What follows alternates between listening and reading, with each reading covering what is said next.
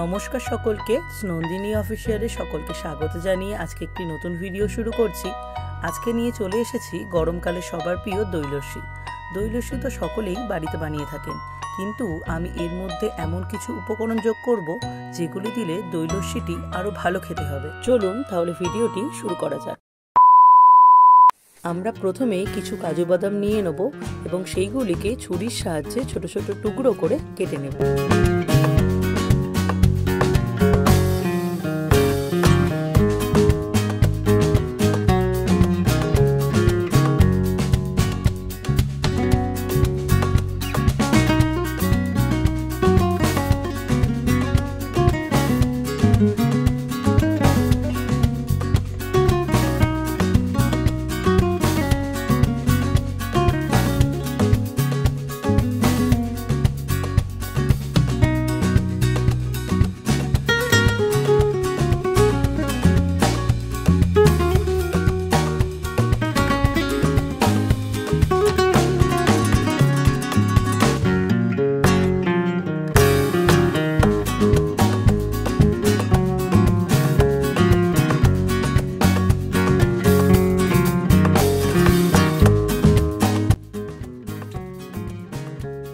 এরপর আমরা কিছু কিশমিশ নিয়ে নেব এবং সেইগুলিকেও ছুরির সাহায্যে ছোট ছোট টুকরো করে কেটে নেব।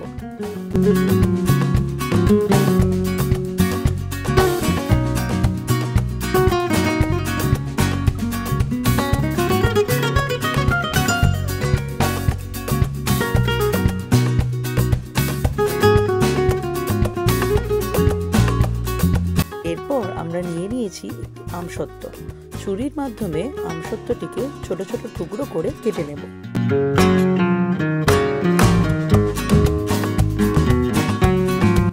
আমসত্ত্ব দিলে লস্যিটি বেশ দারুণ খেতে লাগে।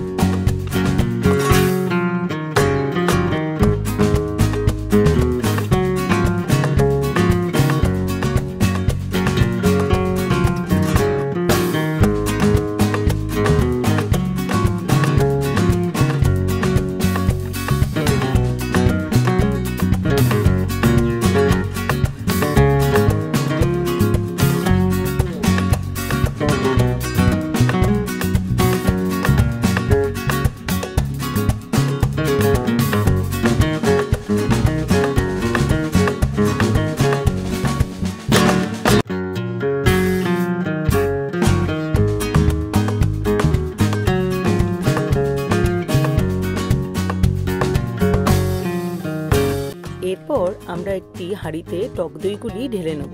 আমি এখানে 2 কেজি প্যাকেট টক দই ব্যবহার করেছি। আপনারা চাইলে এর জায়গায় মিষ্টির দোকানের দই বা ঘরে পাতা দইও ব্যবহার করতে পারেন। দইটি ঢেলে নেওয়ার পর একটি ডাল ঘাটা দিয়ে দইটিকে ভালোভাবে ফাটিয়ে নেব। এরপর এর মধ্যে গুঁড়ো চিনি বা পাউডার সুগার ভালোভাবে মিশিয়ে নেব। আপনারা নিজেদের স্বাদ অনুযায়ী চিনির পরিমাণটি কম বেশি করে দিতে পারেন। এরপর আমরা আরও কিছুক্ষণ দইটিকে ভালোভাবে ফাটিয়ে নেব। এবার এর মধ্যে 1 বাটি মতো দুধ দিয়ে দেব। দুধের পরিবর্তে জলও ব্যবহার করতে পারেন। আমি এখানে কোনো জল ব্যবহার করলাম না। দুধটি দেওয়ার পর দইটিকে আরো ভালোভাবে ফাটিয়ে নেব।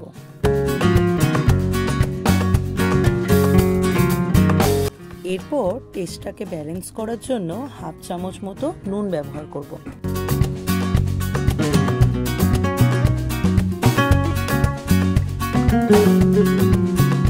এরপর কুচনো কাজু, কিশমিশ এবং আমসত্ত্বগুলিকে দিয়ে দেব।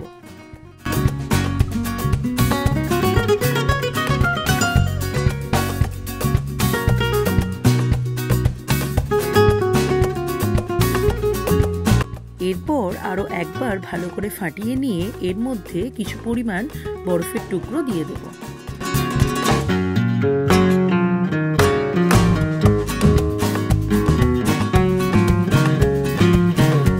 এবার একটি কাঁচের গ্লাস নিয়ে তার মধ্যে বরফের টুকরো দিয়ে বানানো লস্যিটা দিয়ে ওপর থেকে একটা আমসত্ত্বর টুকরো, কিশমিশ এবং কাজু বাদাম দিয়ে দিলেই পরিবেশন করার জন্য তৈরি হয়ে যাবে।